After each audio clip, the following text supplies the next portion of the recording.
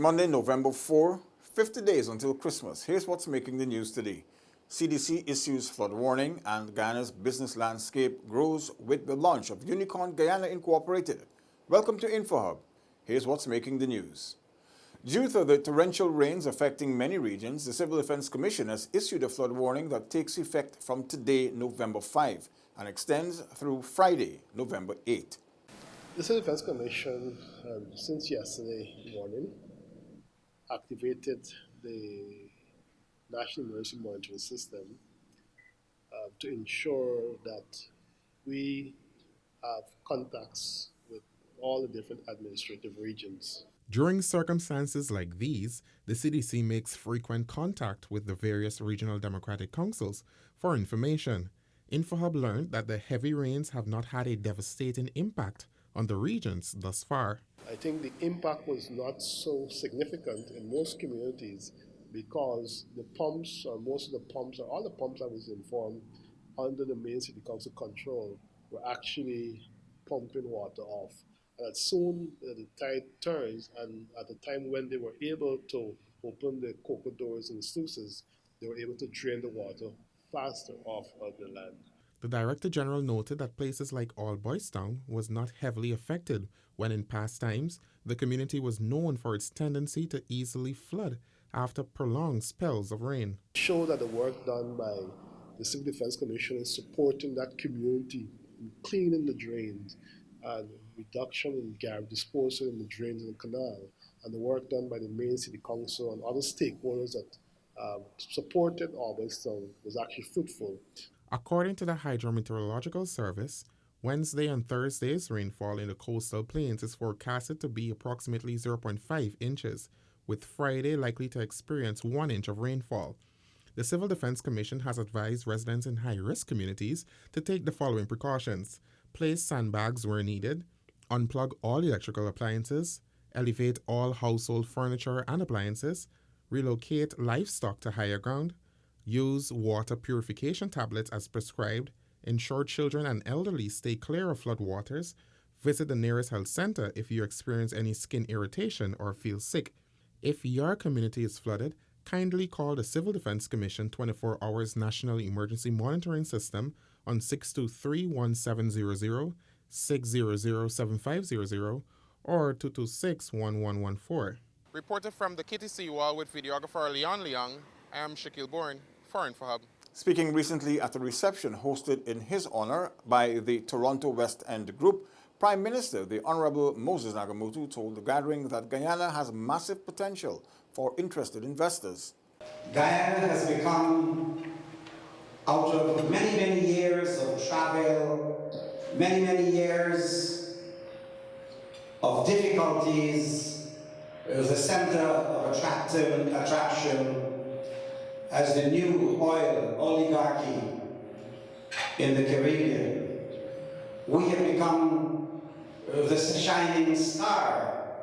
So today, I'm grateful for the invitation to be with you here, to be able to give you the good news that our country, whether you're Guyanese or Guyanese Canadians, whether you're an investor or potential investor from any other country or from other organizations, that our country has potentials. Prime Minister Nagamutu updated the audience of Guyanese Canadians and investors of the achievements the coalition government thus far. He highlighted the achievement of STEM Guyana, the recent CXC Cape results, infrastructure works, among others. The country has been making strides, making progress forward, and we are confident that the leadership that has been provided in our country in the last 4.5 years, had it not been for the disruption caused politically, with an event that came suddenly and created a pause in the development pace in the country, we probably would have been far further ahead than I'm reporting to you tonight.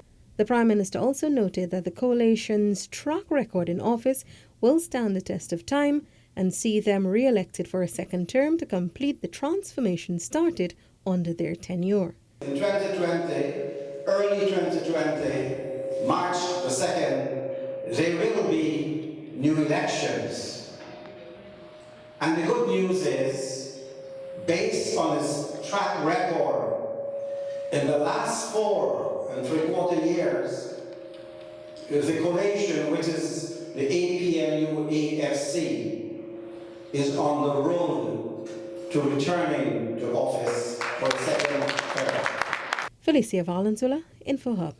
The inauguration of Unicorn Guyana Incorporated is yet another step forward in government's plan to build the business landscape locally and create more jobs, paving the way for better paying opportunities for Guyanese. Unicorn Guyana Incorporated, UGI, a joint venture between Guyana's Amazonia Expert Services Incorporated and Ghanaian company Unicorn Western Engineering Services, has been launched in Guyana. The company, which specializes in technical training, is expected to enable both Guyanese and other CARICOM nationals to be accredited to work on rigs off Guyana.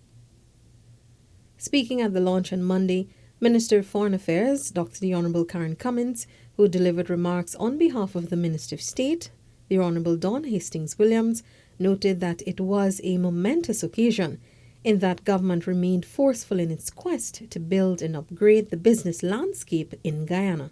Under President Granger's leadership, we have progressed well and have come a long way over the 4 years. We are stabilizing the economy and driving growth in established industries and developing new and nascent industries through increased investment and international partnerships.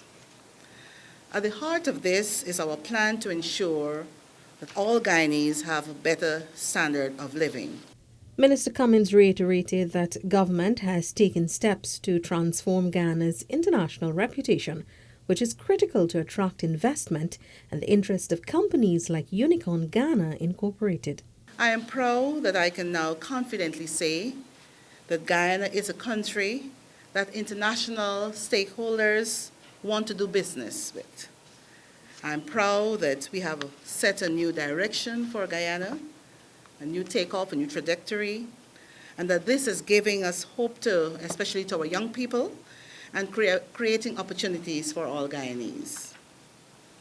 Businesses like UGI are an important part of our plans to create more jobs for Guyanese and to ensure increased local participation in our oil and gas sector at all levels of the value chain, including services and secondary industries.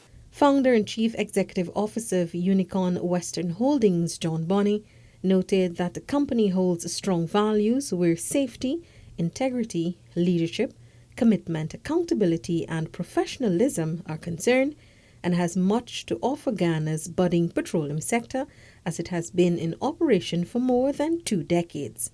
Felicia Valenzuela, InfoHub. Still to come, almost 60 take advantage of free online courses and Jubilee preparations unfold. Details after the break.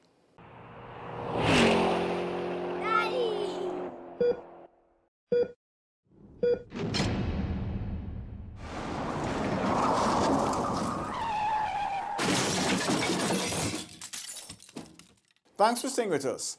Over 50 Guyanese are taking advantage of a free course in repairs and maintenance of heavy machinery that is being offered online. This is possible through a collaboration between the Ministry of Public Telecommunications and Machinery Corporation of Guyana Limited, MACORP. Akeem Boston, a beneficiary of the program, expressed his joy to be able to have access to free training, something he said a lot of youths don't have access to. It feels very great, and this is a great step for me because mostly people in Guyana don't get the opportunity to go to school and get free education and be advanced in education. So it's very great. The courses will be facilitated by MACOR under its Caterpillar Technicians for the Caribbean program. Minister of Public Telecommunications Honourable Catherine Hughes, during a charge to the new recruits, noted that the program is in keeping with the administration's vision of ensuring Guyanese are empowered with the necessary skills and knowledge that will make them employable. We know that ship and the industry is not going to employ hundreds of thousands of us. But the key to it is all the additional services that will be required. And already, this government has a policy that we ain't looking at oil alone. Oil and oil reserves is a means to do so many other things. 17-year-old Shondell Macbeth is one of the few women who expressed interest in the program. She noted that after she completes the online program, she hopes to pursue a career in the field at Macor. It's a great opportunity for young people to get involved in, like the activity, and I feel it's a great way to also empower the young people, and also they can learn a new skill as well. The certified training program was officially launched on Monday at the Arthur Chung Conference Center, where persons of all ages, including many women, turned up in their numbers to officially register for the program. This year, Macor signed Memorandum of Understandings with the Public Telecommunications Ministry and the Ministry of Indigenous Peoples Affairs to offer training to Guyanese youth. Thus far, 961 persons have registered, and to date, 41 were certified and moved on to the practical aspect of the program. Natishia Isaacs for InfoHub. Ghana is celebrating its 50th Republic anniversary next year. Several individuals and agencies have already started preparations to mark this momentous milestone. InfoHub will bring you reports on all the exciting arrangements as they unfold. In today's report, we tell you that the Department of Social Cohesion, Culture, Youth and Sport met on Monday evening with the Guyana National Fiber, Fashion and Arts Association. The meeting between the department and the association was held to put plans in place for the hosting of a fashion village and culture event during the 50th anniversary celebration. The Guyana National Fiber, Fashion and Arts Association is an amalgamation of fashion designers, costume designers, hairstylists, and makeup artists, among others. Chief Executive Officer Carol Fraser explains. Basically, there will be few days of exhibition in the Durban Park, and they're providing this platform for all designers, hairstylists, makeup artists, and models to have an opportunity to showcase their talent. We have decided to bring a costume band on the road for our 50th celebration. So this is an opportunity where designers who haven't done costume will utilize this opportunity to showcase their talent through costume on the road. Fraser said the designers can also launch their personal brand at the event to capture prospective clients. The senior fashion designer plans to host a fashion workshop with the fashion and costume designers to help fine-tune their skills. I've decided to take the bull by the horn and pull these designers together, and I am going to try my utmost to receive both local and international training for our designers. I'm already talking to CARICOM and the Ministry of Foreign Affairs, and they are willing to help our designers. Fraser added that while this is the first meeting, all the participants are excited and looking forward to the big event. She also noted that the 50th anniversary is the perfect platform to showcase the talent of Guyana's creative minds. Neola Damon, InfoHub. As we close, here's an important reminder from the Guyana Elections Commission. Today, we will discuss the objection aspect in GCOM's claim and objection exercise, which is currently ongoing. GCOM's Public Relations Officer Yolanda Ward joins us again to break it down for you.